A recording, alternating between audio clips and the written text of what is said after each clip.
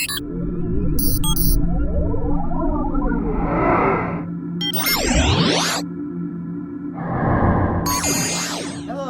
Hey everybody, we're back again to talk a little NCAA college basketball. Yeah, yeah. We're gonna recap the finish of the tourney.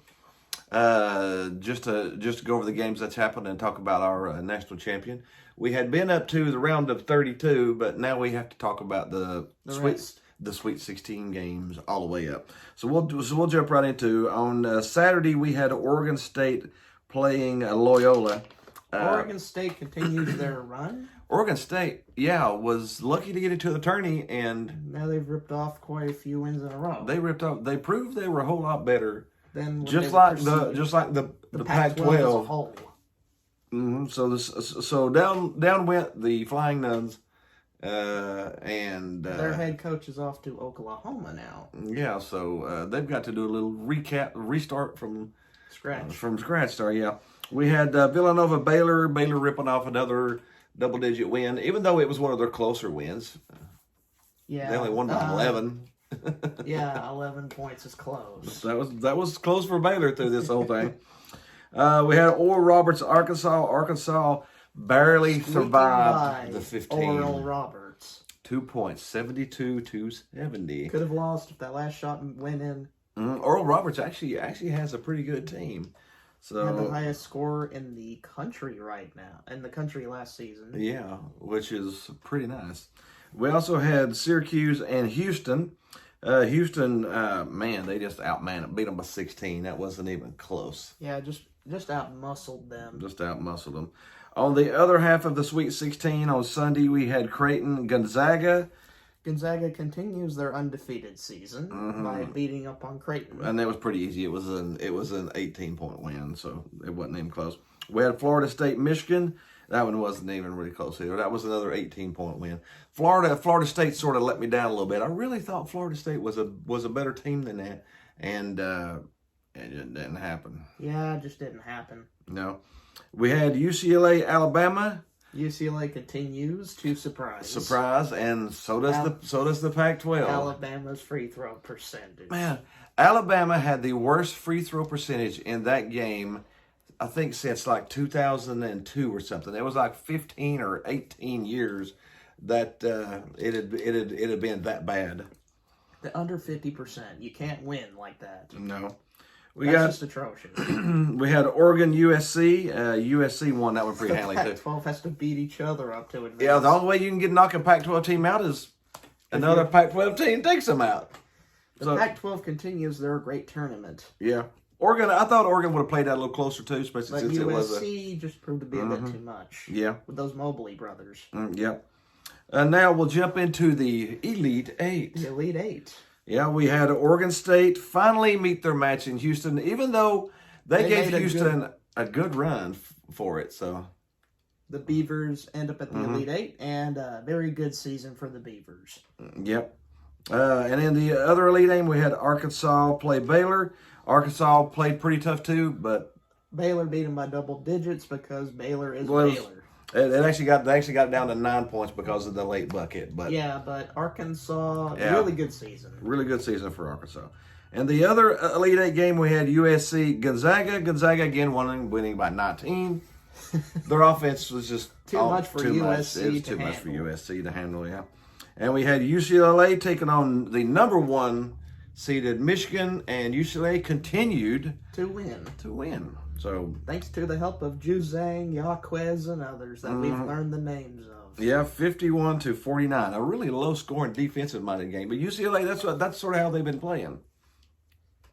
And Michigan, that means the Big Ten has completely flopped. Yeah, so from 3 teams projected to the Final Four to none. So our Final Four is Baylor, Houston, and Gonzaga, UCLA.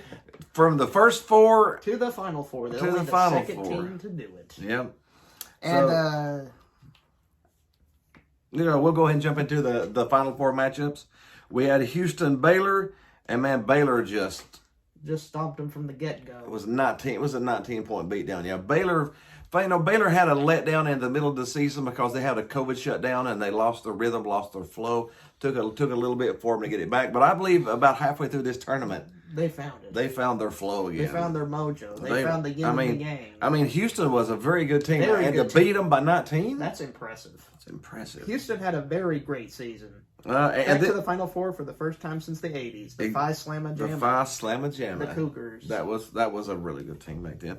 And UCLA Gonzaga in one of the most classic games I think I've ever seen. One of the best. I'm gonna need to take a breath in and out because that game was fantastic. That game was incredibly good. It had ups and downs. It had back-to-back buckets. It had big-time shots and big-time plays. And it went to overtime.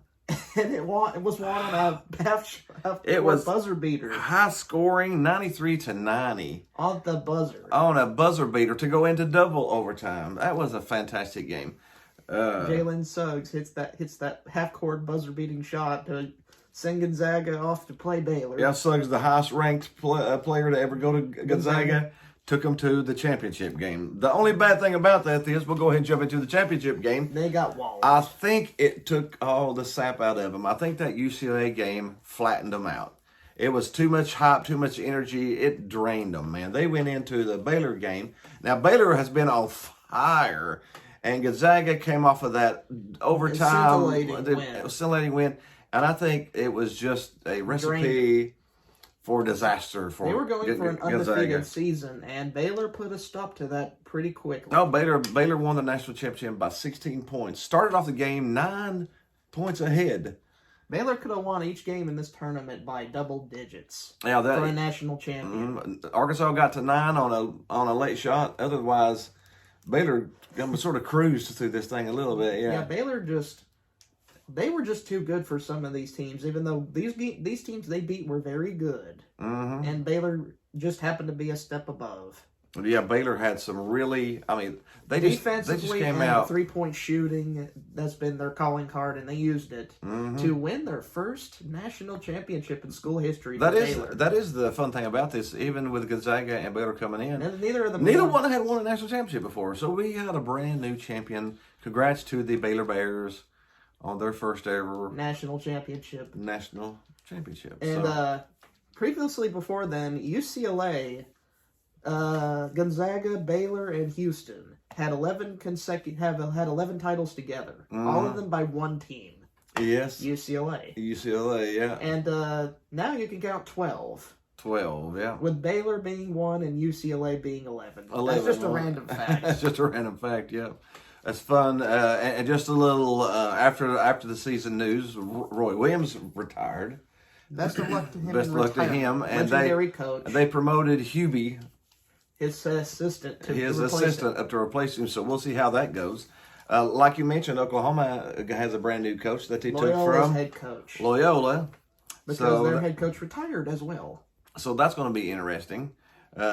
Texas? Texas has swapped coaches. They've let Shaka Smart go to Marquette.